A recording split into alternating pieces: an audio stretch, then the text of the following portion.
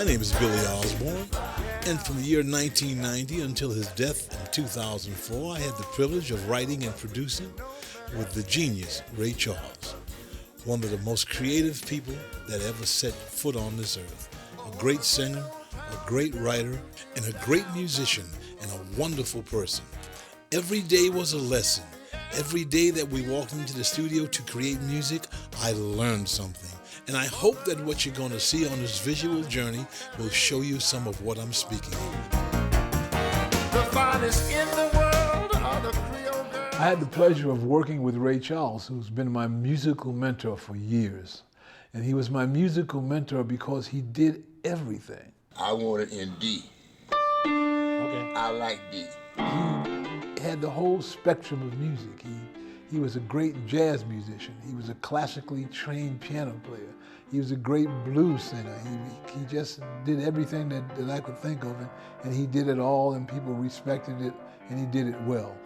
When my mother met Ray Charles, she told him that when I was younger, that sometimes she didn't know who was singing, me or him. Did I play it right? Yeah. What Ray and I had was a kindred spirit. B flat 7. And so for 15 years, I was in the studio with Ray Charles, writing songs and getting lessons every day. Oh, I see what you did. Right.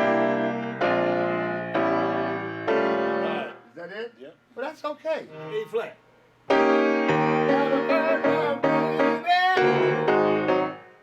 It ain't gonna, I don't give a what key you in, baby. It's still the same thing. Notes are notes. You know that, Billy. You play them, you're a musician. Notes don't lie. The lessons that I learned from Ray Charles were more than musical, because when you're writing songs, you're dealing with life. And he would tell you things like, I like the way you write, Billy, because you can do a whole movie in 3 minutes, which is an art form that I had never thought about going on. And it was that kind of compliment that kept me always working at what I did. But I like the song. Bring me the lyrics first, baby, please, because I don't want to make it this. I'd rather see it. Ray was the kind of teacher where you could bring a song in, he would change one note in a chord, and it seemed like the whole song would open up. The next thing, you're going to have to change the key. Just by the one note that he would change. If you sing it, I think I can do it. From the top of the chorus. Yeah, yeah. 3, 4. One day I'm gonna find my baby. Bring it to me. Well, he would show you something in a chord that could change the whole color of everything you did. It's like the sun shining on you, to change your day. Yeah, that is. He could do that musically with one note, those kind of lessons. A lot of people I knew worked with Ray, and I had never met Ray. What you should do, Billy, just to be fair with yourself, do it the way we're talking about, and listen to the two of them, and if you want the E natural, go ahead. Okay. You know what I mean? And through my friend Harry Elston, who was one of the Friends of Distinction, who had a group with Ray Charles called the High Fives, was a mixture of the Fifth Dimension and the Friends of Distinction, and they used to sing with Ray Charles called the High Five. Well, his road manager, Vernon, was a very good friend of Harry's. And Harry called me one day and said, Ray is looking for songs. So I said, okay, I got some songs for Ray. So I gave him 5 songs. And then I got a phone call, Ray wants to see you. I said, uh-oh.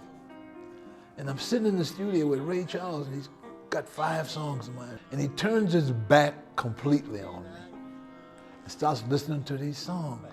And he turned around, and I'll say he looked at me because I know he looked at me even without saying, and he said, 3 of these songs ain't bad with the old man. 3 out of 5, that ain't bad.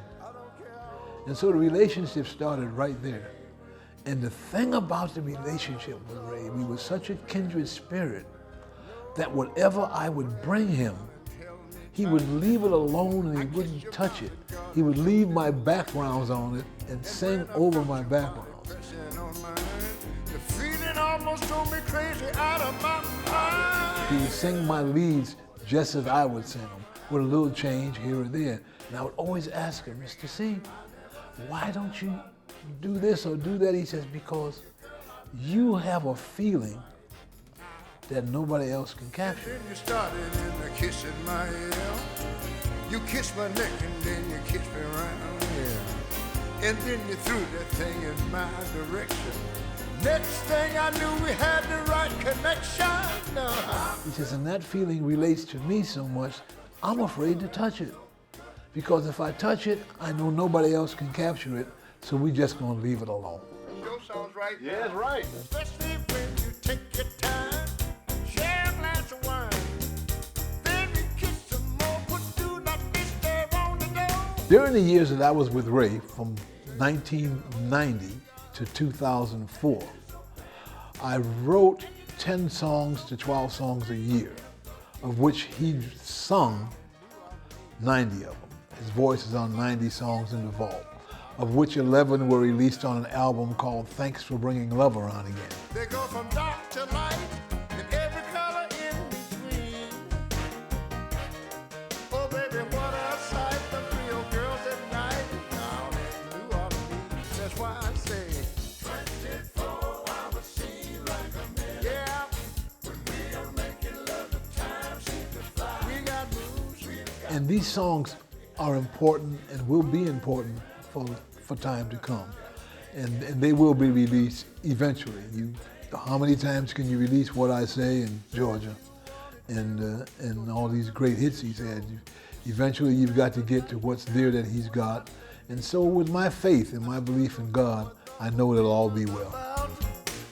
You kissed on me until the dinner let out. Took me home and loved me through and through.